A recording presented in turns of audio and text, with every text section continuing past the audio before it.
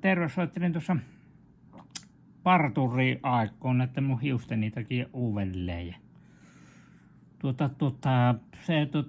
oli se töissähän se nyt oli se sen verran terveys, mutta on se nyt töissä, mutta kyllä se ääni oli paineessa. Ja, että on se varmaan ollutkin kipeänä, että se oli sairastanut. Minulle sunnuntaina yrittänyt kyllä soittaa illalla parturia. Että mitenkäs tiistaina iltapäivästä. Joo, onnistuu. Tuu 3:30. Ei muuta kuin kävelemään tiistaina iltapäiväksi 3:30.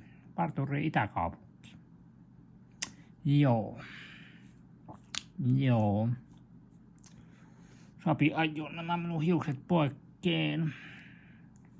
Saapi minun hiukset ajaa poikkeen. Minä kävelen parturi Itäkaupunkiin tiistaina iltapäivälle ja saapi nämä minun hiukset pois. Joo, nämä lähtyy hiukset pois.